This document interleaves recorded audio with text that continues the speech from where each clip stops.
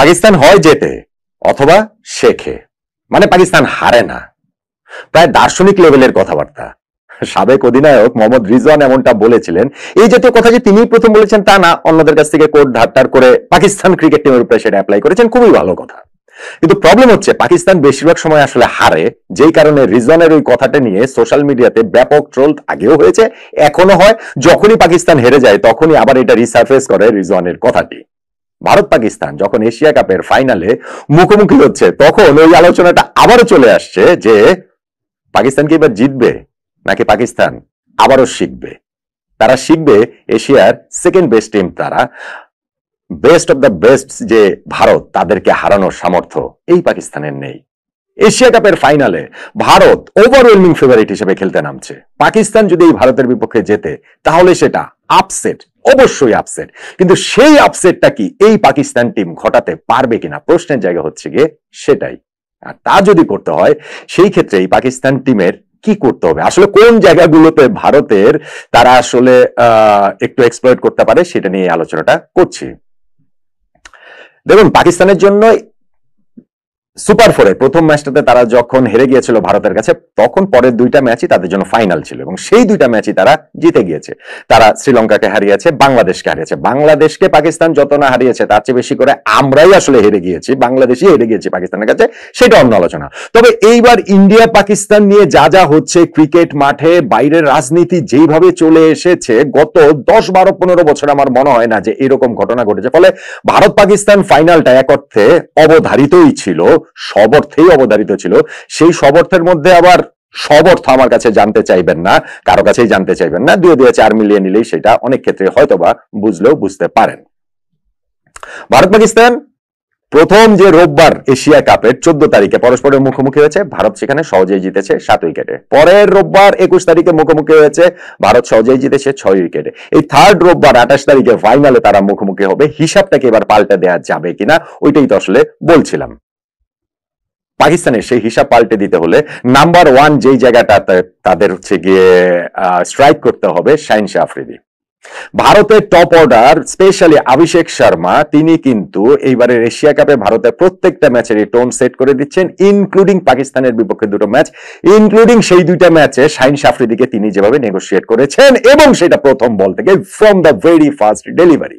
প্রথম যে ম্যাচটাতে দুই দল মুখোমুখি হয়েছিল গ্রুপ পর্বে, অভিষেক শর্মা স্টেপ আউট করে বেরিয়ে এসে 4 মেরে স্ট্রেইট তিনি হচ্ছে গিয়ে টোন সেট করেছেন, ভেরি নেক্সট বলে আবার ছক্কা মেরেছেন। সুপার ফোরে যখন পরস্পরের মুখোমুখি হয়েছে দুই দল, তখন একটা শর্ট পিচ ডেলিভারি করেছিলেন এইবার শাহিন-শাহ আফ্রিদি চমকে দেবার জন্য অভিষেক শর্মাকে। কিসের চমকে দেওয়াটা, অভিষেক শর্মা ওই বলটাকে আসলে ছক্কা মেরে দিলেন। আফ্রিদি এই যে দুইটা ম্যাচে ভারতের বিপক্ষে তিনি কোনো উইকেট পান নাই। প্রথম ম্যাচে 2 ওভার বোলিং করে 23 রান দিয়েছেন, পরের ম্যাচে 3.5 ওভার বোলিং করে 40 রান দিয়েছেন। 2 ম্যাচে 3+2 5.5 ওভার বোলিং করে তিনি 63 রান দিয়ে কোনো উইকেট পাননি। শাহিন-শাহ আফ্রিদির জ্বলে ওঠাটা পাকিস্তানের জন্য এই ফাইনালে খুবই খুবই খুবই প্রয়োজন। গত দুইটা ম্যাচে যেমন আফ্রিদিকে দেখা গিয়েছে সেই আফ্রিদিকে তারা ফাইনালে নিঃসন্দেহে চাইবে। সেই দুইটা ম্যাচে 3-6 উইকেট শ্রীলঙ্কা এবং বাংলাদেশের বিপক্ষে তিনি নিয়েছেন। বাংলাদেশের বিপক্ষে তিনি প্লেয়ার অফ দ্য ম্যাচই হয়েছেন, ব্যাটিংও তার ওই অবদানটা ছিল। সো অভিষেক শর্মাকে শুরুতে তিনি আউট করতে পারেন কিনা, শুরুতেই ভারতকে আসলে পাকিস্তান একটুখানি ব্যাকফুটে ঠেলে দিতে পারে কিনা, যেটা 2017 চ্যাম্পিয়ন্স ট্রফির ফাইনালে মোহাম্মদ আমেরের সেই স্পেলটার কথা আসলে মনে করিয়ে দিতে পারেন কিনা, ওইরকম কিছু শাহিন-শাহ আফ্রিদি করতে পারেন কিনা, পাকিস্তানের আপসেট ঘটানোর জন্য এইটা অবশ্যই অবশ্যই লাগবে বলেই মনে হচ্ছে। নাম্বার 2, আপসেট ঘটানোর আরেকটা জায়গা, সেটা হচ্ছে কি যে পাকিস্তান প্রথম ম্যাচটাতে পাওয়ার প্লেটা নেগোশিয়েট করার পরে 7 থেকে 10 ওভার, এই 4 ওভারের মধ্যে ভারতের স্পিন যখনই চলে এসেছে তখনই পাকিস্তান রানের জন্য হাঁসফাঁস করেছে। ওই 4 ওভারে তারা মাত্র 7 রান নিতে পেরেছিল। সো পরের ম্যাচটা সুপার 4-এ গিয়ে পাকিস্তান ওই জায়গাটাতে একটু কারেক্ট করার চেষ্টা করেছে। ওই 4 ওভারে তারা 36 রান নিয়েছিল, কিন্তু তারপরে কি হয়েছে 11 থেকে 17 ড্রিমস ব্রেকের পরে যে অংশটা, সেই অংশটাতে ওই 7 ওভারে পাকিস্তান মাত্র 38 রান নিতে পেরেছে। ফলে পাকিস্তানের স্কোরটা যেখানে খুব ইজিলি 190-200 হতে পারতো, প্রথম 10 ওভারে তারা 1 উইকেটে 91 রানে পৌঁছেছিল, সেইখান থেকে তাদের স্কোরটা 171-এ থেমে যায়। পরের 10 ওভারে তারা মাত্র 80 রান যোগ করতে পারে। ফলে এই ফাইনালটাতে পাকিস্তান আসলে তাদের ব্যাটিং এর এই জায়গাটাতে যে কোনো একটা ফেজে ভালো করবে, অন্য ফেজটা ভালো না করলে হবে, এরকম আসলে কোনো অপশনই নাই তাদের। তাদের আসলে পুরোটা সময় জুড়েই ভারতের উপরে সেই চড়াও হওয়ার, তাদের ব্যাটিং দিয়ে সেই চড়াও হতে হবে। এইটাও তাদের ফাইনালে আপসেট ঘটানোর আরো একটা পূর্ব শর্ত। ভারতের এই দলের সঙ্গে যেটা পেরে ওঠাটা কঠিন, ভীষণ কঠিন। কারণ আরেকটা জায়গা যেটা সেটা হচ্ছে কি যে ভারতের ব্যাটিংটাকে এক্সপোজ করা। ভারতের কিন্তু লোয়ার মিডল অর্ডারের ওই জায়গাটা এইবারের টুর্নামেন্টে যে খুব বেশি পরীক্ষার মুখে পড়েছে তা নয়, এবং সেটা ভারতের ধরেন 6 নম্বর থেকে শুরু করে পরের ব্যাটিং এর ওই জায়গাগুলোতে আমরা বাংলাদেশের বিপক্ষে ম্যাচও দেখেছি, পরের অংশে ভারত খুব ভালো ব্যাটিং করতে পারে নাই।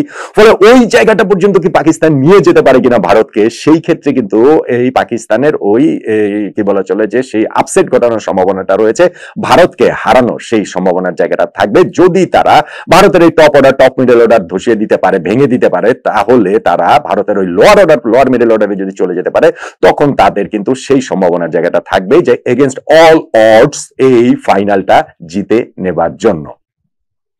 সালমান আলী আগার এই পাকিস্তান দল ধারে ভারে, শক্তিতে, সামর্থ্যে, ফর্মে কোনো দিক থেকে ভারতের এই দলের সঙ্গে তুলনীয় না।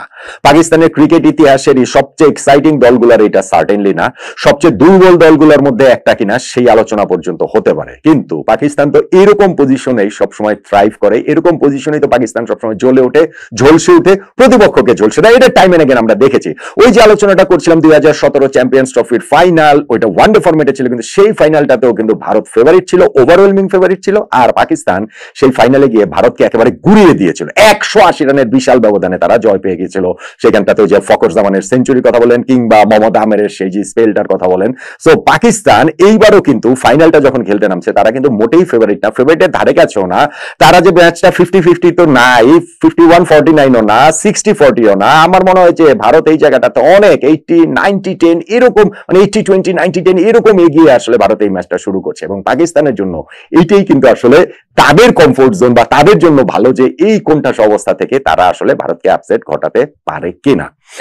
মাঠের ক্রিকেটের শক্তির বিবেচনায় যদি করেন তাহলে পাকিস্তানের আসলে কোনো চান্স নেই, কিন্তু যে কয়েকটা ফ্যাক্টরের কথা বললাম সেই কয়েকটা ফ্যাক্টর যদি তাদের একেবারে টাই লেগে যায়, পাকিস্তান যদি একটা পারফেক্ট গেম খেলতে পারে, ভারতও এই টুর্নামেন্টে এখন পর্যন্ত কোনো পারফেক্ট গেম খেলে নাই, তাদের টিম ম্যানেজমেন্টের পক্ষ থেকে বলা হয়েছে। সো ভারতও যদি একটা পারফেক্ট গেম খেলে, পাকিস্তান পারফেক্ট গেম খেলে, পাকিস্তানের সেক্ষেত্রে কোনো চান্স নেই। কিন্তু পাকিস্তানের পারফেক্ট গেম খেলাটা খুবই জরুরি। ইন দ্যাট কেস ভারতের যদি একটা অফ ডে যায়, সেই ক্ষেত্রে এইবারে চ্যাম্পিয়ন্স মানে কি বলছিল এশিয়া কাপের ফাইনালের শিরোপা জয়টা পাকিস্তানের পক্ষে সম্ভব হলেও হতে পারে। তখন হয়তোবা পাকিস্তানের ওই যে সাবেক ক্যাপ্টেন মোহাম্মদ রিজওয়ানের ওই কথাটা, পাকিস্তান হয় জিতবে অথবা শিখবে যে জায়গাটা, পাকিস্তান সেক্ষেত্রে হয়তোবা জিততে পারে, এশিয়া কাপের শিরোপা জিততে পারে। তা না হলে তারা আবারও হয়তো শিখবে যে ভারতের চেয়ে তারা এখন অনেক পিছিয়ে আছে। একটা সান্ত্বনা পাকিস্তান সেই ক্ষেত্রে নিতে পারে যে এশিয়ার সেকেন্ড বেস্ট টিম তো অ্যাটলিস্ট এখন তারা হবেই। এশিয়ার সেকেন্ড বেস্ট টিম নিয়ে অনেক কথাবার্তা হয়েছে, আফগানিস্তান এশিয়ার সেকেন্ড বেস্ট টিম কিনা, তারা গ্রুপ পর্বে বাদ হয়ে গিয়েছে। সেকেন্ড বেস্ট টিম হিসেবে শ্রীলঙ্কা বা বাংলাদেশ কি আসলে ফাইনালে যেতে পারে কিনা, ওই দুইটা দলকেও পেছনে ফেলে পাকিস্তান ফাইনালে উঠে গেছে। এখন কি এশিয়ার সংশয়াতীত যে বেস্ট টিম সেই ভারতকে হারিয়ে পাকিস্তান আরো একটা আপসেট ঘটাতে পারবে কিনা, নিজেরা এশিয়ার বেস্ট টিম অন্তত পক্ষে কাগজে কলমে এশিয়া কাপের বিবেচনায় হতে পারবে কিনা, নাকি তারা ওইটা শিখবে যে না এশিয়ার সেকেন্ড বেস্ট টিম হয়েই তাদের সন্তুষ্ট থাকতে হবে এই ভারতের সঙ্গে। যদি তা না হয়, আপসেট ঘটাতে হলে যেই ফ্যাক্টর গুলোর কথা বললাম ওই ফ্যাক্টর গুলো পাকিস্তানের জন্য পারফেক্টলি হওয়াটা ভীষণ রকম প্রয়োজন। সেরকম কি কোনো কিছু হবে? চান্স কি আসলে রয়েছে? চান্স আসলে খুব কম বলেই তো এটা আপসেট হবে। আর ক্রিকেট ইতিহাসে আপসেট যে হয় না, ব্যাপারটা তো তেমন নয় কি?